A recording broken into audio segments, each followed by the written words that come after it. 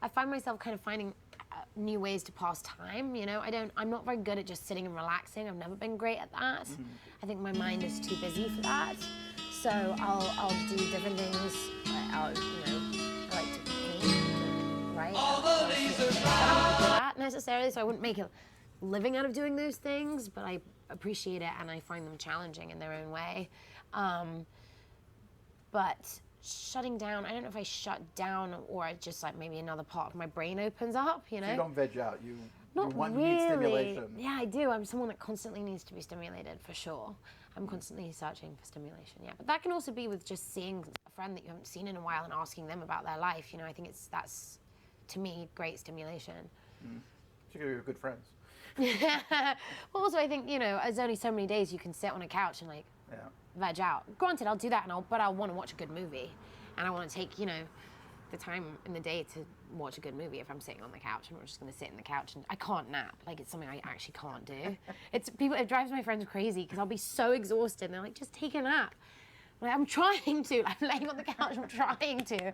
And then the fear hits in of like, well, I'm just not going to nap, so what's the point in me trying to nap, you know? It's like, but I also think during my downtime, because I rent my house in Los Angeles, and I think LA actually has quite a lot to offer if you decide to walk out of your front door and just walk for a bit. Especially where I live, I can walk to the Silver Lake Reservoir, and I like that journey, and walking over the Shakespeare Bridge. And now, you know, you've got all this amazing blossoms happening of like the jacaranda trees, and suddenly the streets in LA are like coated in that blue velvet kind of color. It's great, you know? So I find that I'm not great at just sitting on my couch. They shut down one of the canyons, I guess, for whatever they're doing up there. And so my wife and her friends have started now wandering on these like street tours, and downtown LA they have like, you know, walking tours, and they see the back of people's houses, and it's like they're discovering a whole new part of LA. Well, I've always said that to people because, I mean, I know I have to figure it out. I'm 26 and I don't have a driver's license. Like, I've got to change that at some point. And I've been in LA for like 7 years and I've managed to make it work. That was another great piece of advice that my dad gave to me, because actually when he lived here, he didn't have a driver's license, and he always said to me, you just walk on the shady side of the street, because actually during the day, most of the homeless people are on the warm side of the street warming up, so that, you know, because of the desert weather, the temperature drops at night. So that was a good piece of advice. But actually Los Angeles on foot, it's got pretty extraordinary architecture. There's like a lot of Art Deco, and like each street in itself, the architecture is so interesting, because it will be like a wedding cake house, and then a little sort of, I don't know, old southern house with a porch and a swing, and then you've got quite a modern house, and then one that looks like a jail, and they're all on the same street. So it's kind of like a toy town sometimes when you walk down the streets. I also am a big palm tree fan. I think they look like these mad shoots that are filled with secrets. I feel like that's true though in every city almost. Not that particular toy town element, but whenever I go to a city, I always just want to take a walk. I like pick a 5-mile destination and figure I'll find stuff. But people are always shocked. Like, for example, you know, I've done it before where I've walked home from Beverly Hills back to Los Feliz after a meeting, and people are like, I'm sorry, what? Granted. You can get arrested in LA for walking that far. Exactly, totally. Well, the good news is I'm still English and trying to stay true to being very English. So if I get busted jaywalking, I can be like, oh, I'm so sorry. But, yeah, people are always quite shocked, because there's definitely a mentality here of just hop in your car and drive 3 blocks to go get a cup of coffee, and then you spend 45 minutes looking for a parking spot anyway. And I don't like that, so I would never want that if I become a driver. But I would like to be able to, you know, drive out. California's got so many things to offer as a state, like to be able to just fuck off and go to Joshua Tree and do it by yourself and not tell anyone where you're going. You know, I like that. Like the idea of being able to get lost without everyone knowing. So is not having a driver's license like a thing with you? Or is No, I'm just actually a bit frightened now. I've tried. I got my written test a couple of years ago. It took me a while to do that too. I have a problem, I don't know what it is with my brain, remembering the left and right sides of my body. And I have to do this whole thing.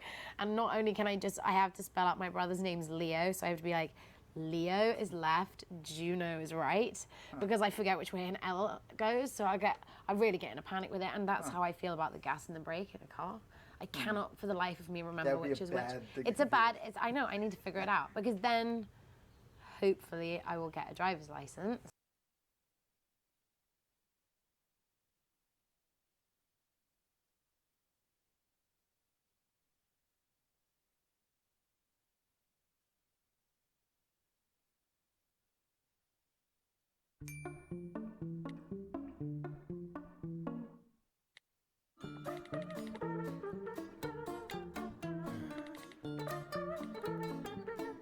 Hey, Eva? Hey, How's it going?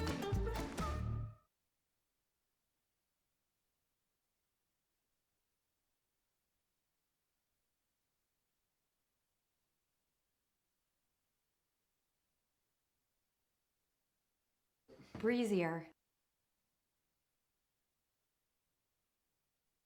It's endlessly fascinating to me that I've seen so much of you over the last number of years, and yet have no idea who you are. That's the point as an actor, right? Is it? Is that the I don't know. design of That's some people's goal. Is that what drew you to acting? Was getting away from you, or is there you in everything you do? And I think what drew me to acting was that I was good at it, and the people in my acting class were actually nice to me. So started just from like a place of like being socially accepted. so, when was your first acting class? It was like 8. When you were 8 years old. Mm-hmm. So, did your mother just think it was a good idea, or you were drawn to it? Or? She got a call from my elementary school saying that I had no friends and was talking to myself on the playground, and maybe she should find me an extracurricular activity. Mm-hmm. She thought I was very dramatic as a child, so she thought I'd enjoy acting, and she found a acting class for kids, and I just fell in love. And was it kind of improvisatory, or were you doing scripts at that age? We were doing little scenes. I don't think it was full plays, but I remember doing that parable from the Bible, the stone in the road. I think that was my first acting class performance. And I think I wore like a dress I'd worn in my aunt's wedding. And it's like a purple taffeta dress. And then we'd do little scenes, and I would do plays in the summer, and then I just started auditioning. There were every Friday in Pittsburgh in the paper, they would list auditions. So my mom and I started reading it, looking for anything that needed a kid. And I got the first thing I ever auditioned for, which is a really bad precedent to set for this